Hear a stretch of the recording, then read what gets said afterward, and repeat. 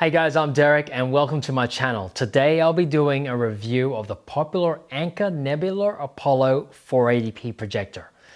Not only is this the smallest and most refined projector I've tested, it's also the most expensive with the lowest resolution. It's going to be interesting to see how well the Apollo stacks up. For your convenience, this video has been split into segments. So if you're in a rush, you can skip to the specific chapter markers below. But to get the full lowdown and to help make the video more easily found, watching from start to finish works best. So why am I doing this? Well, this is one of 7 videos I'm making about video projectors. I'm doing this because about a month ago, I was organizing a family event and it worked out cheaper to buy a projector than to rent one from the venue. However, when I did my initial research, I found it incredibly confusing. There's just so much information out there, and ironically, it's sometimes incomplete, making it totally impossible to do any proper comparisons. And worse still, as I found out some of the information is just plain wrong. So I ended up ordering a bunch of them to test them out and find out which was the best value projector for my use case. These videos are a summary of everything I've learned.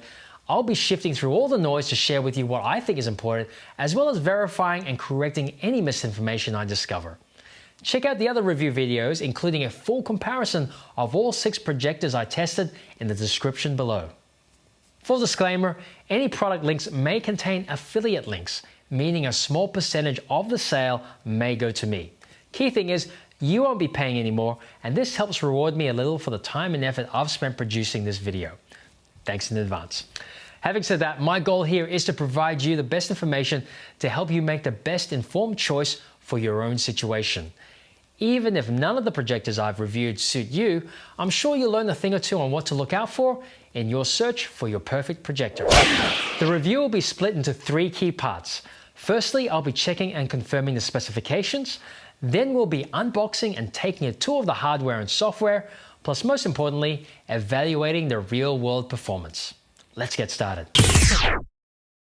Here's the Anker Nebula Apollo Wi-Fi mini projector. We can see this on the US website, and it is crazy cheap over in the US, only $260 US from on sale, normally $350. Now it says 200 ANSI lumen. Nebula are probably one of the, brand names will do this. Brand names will properly label generally how bright their projectors are. And this is kind of a standard on how you can compare across projectors. Unfortunately, most of the Chinese projectors do not use this standard. You can look up ANSI on Google to find out a little bit more about that. Don't have time to go through that right now. However, let's just say that this 200 ANSI is probably equivalent to all the ones that are being promoted as 7,000, 8,000, 6,000. They're around the same brightness. Maybe it might be even brighter. Check out the comparison review to see how that works out. Anyway, let's have a look at the key details here. One of the key distinctions about this one is it's a fully portable projector. It's got a battery that lasts up to 4 hours. That it does make the brightness a little bit less than optimal to get those 4 hours, but it does last 4 hours, up to 4 hours.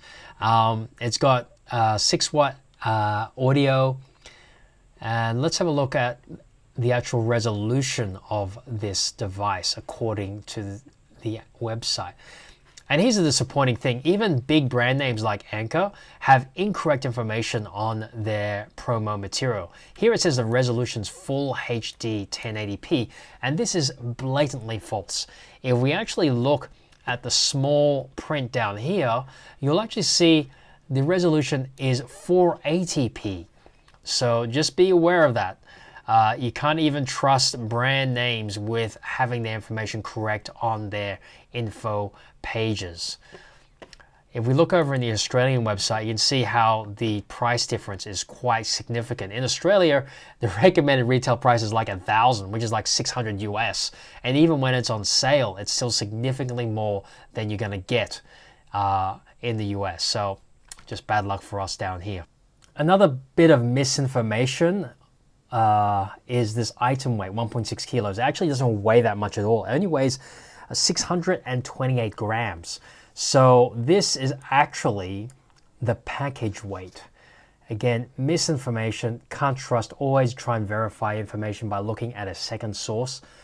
And of course, if you have any queries, you can contact the manufacturer directly if it's some branded name like Anker. All right, that's probably all the key information. In the UK, £360. Again, not as cheap as in America for some reason.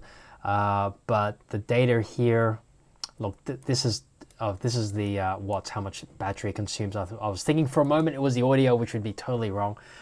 It's a 6-watt speaker according to the specs. And this is not quite right. It's closer to 650 grams. And this height of dimensions are obviously totally incorrect. 1.5 meters. That is a very strange size for this device, 5x5. It's more like describing a piece of wood. So yeah, always verify the information, even from brand names. Okay, it's time to check out what's in the box for the Nebula Apollo by Anker. Let's have a look. We've got a little cover box with a remote control. Looks very nice. I believe there's probably some documentation in here. Yes, we've got a quick start guide. Happy, not happy. Okay, a little feedback form and warranty. So that's all in there. Not quite sure how that fit in. Okay, we'll put that aside. Let's have a look inside here. Nebula is nicely cushioned in this foam inside here. And there's also another box full of goodies. Let's see what's in this. Okay, open this up. We have the power brick. Now, it's understandable. This is obviously one of the most portable projectors I've come across. And because it's so small, it's better to put the power outside this device, which is why you've got a power cable. Also comes with a adapter there. Also, for the Americans, you just have to flip that out. But for everyone else, I'm sure you get the correct plug for your country, depending on where you've ordered. And there's also some batteries for the remote control. Just see there in that box. Let's have a closer look at the device itself. Definitely feels premium quality. This is beautifully engineered. It feels very good. Pretty much like an Apple product, I would say. Close to that. On the bottom there, we've got a tripod screw point. The front is just the lens and the branding. On the left side, we've got the focus control. One of the cool things about this one is it's got automatic keystoning, which I'll show you later. On the back, we've got a USB port, we've got the power going in, and we've got the HDMI. So this device only really has 2 physical ways you can plug in. There is no SD card, there is no VGA port, just the USB and the HDMI. The other cool thing is it's got Bluetooth, which means you can actually use this just as a Bluetooth speaker, or you can also Bluetooth the sound out to external Bluetooth speakers as well. There's a power button, and that's that Bluetooth button that activates it as a Bluetooth speaker, and the infrared port on the back. On the top, you'll see we've got actually a trackpad for control. We've got volume down, volume up. This acts as a trackpad so you can navigate the menu when it's on. We've got a home button, a back button, and a switch button. Not quite sure what that one does, but we'll find out. It's now time to check out the operation and menu system. Okay, let's take the Nebula for a spin. Just going to turn it on, pressing for 3 seconds. Powers up.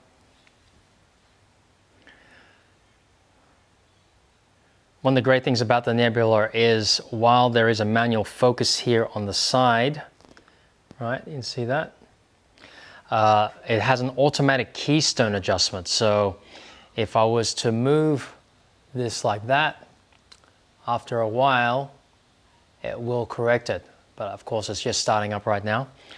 So I won't do it right now, but we'll test it out a little bit later. Okay, this is the main menu system.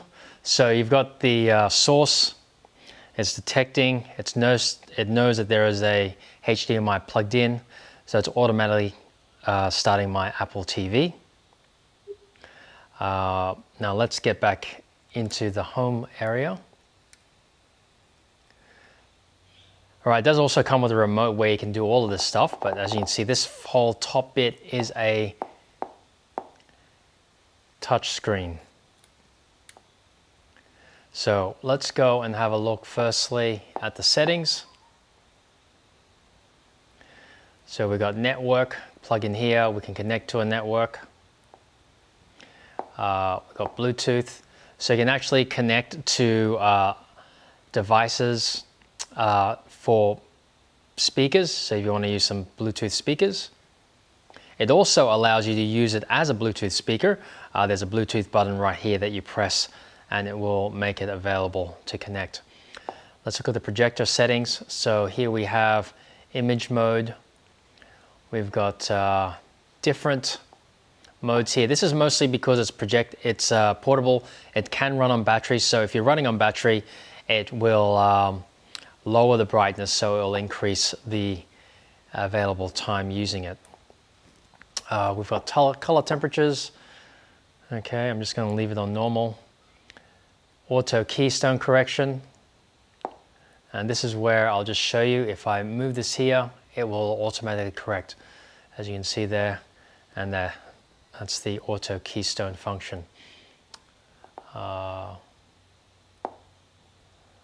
then we've got the projector mode. So depending on how you are setting up the projector, whether you're projecting from the front, the rear, or whether you're off the ceiling, in the front or rear. So it's got all those options to project it in the correct way. Let's get out. All right, there's also got an app manager. Now this is running Android, so you can actually download a bunch of apps like any Android TV, which is cool, very clean. And let's have a look at the general features. You got language, setting of date and time. If you want the keypad tone to be on or off. Okay, now making no noise. You got automatic sleep interval, so you can automatically go to sleep 5, 15, or 30 minutes. You can choose your background, so you can really personalize this. All right, it's a background.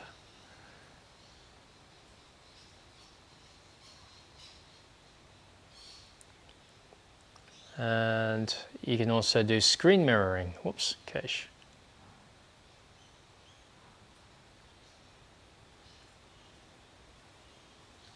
You can do screen mirroring from your phone. So you got AirPlay, and you've also got Android for Miracast. So all those settings are there. Pretty cool. Nebula Connect. So you can actually use an app and use your phone to control the Nebula, which is cool. Upgrading software and an FAQ. So that's pretty much the settings rundown. Now you can see here we've already got some apps here, so you can log into your accounts and watch your Netflix, etc. I'm sure you can download all the other kinds of things, other apps. You can see all here. So pretty cool. It's definitely one of the most beautiful interfaces for the portable projectors. All right, let's see how well this performs. I'll be testing the performance of the projector for my real-life impressions as well as by the numbers. Key things I'll be testing are brightness. I'll be using a light meter and measuring the brightness on the screen in the center and at the corners at two different distances, about 2 and 3.5 meters, which is about 6 and 10 foot respectively for my old school friends. I'll also be measuring the size of the image at these two distances and testing the operating noise using my audio meter on my Apple Watch. For real-life performance, I'll be giving my personal take on the quality of video projected using a combination of film footage and some dynamic footage I've edited together from awesome footage shot by professionals. Thank you, Sony and DJI. Here's the footage being shot at 2 meters from the projector onto a white photo backdrop.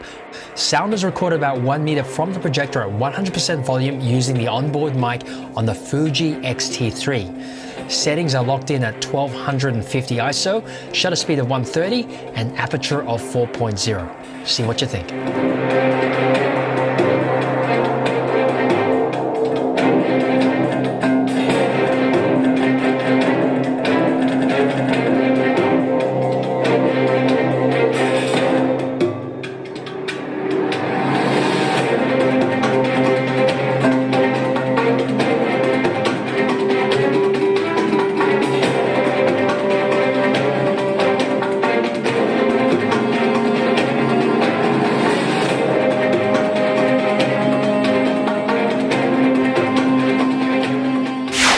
I've also uploaded this edited footage so you can see how the video looks directly on your monitor. Link below. Let's see the projector now in action with some cinematic footage from Shang-Chi.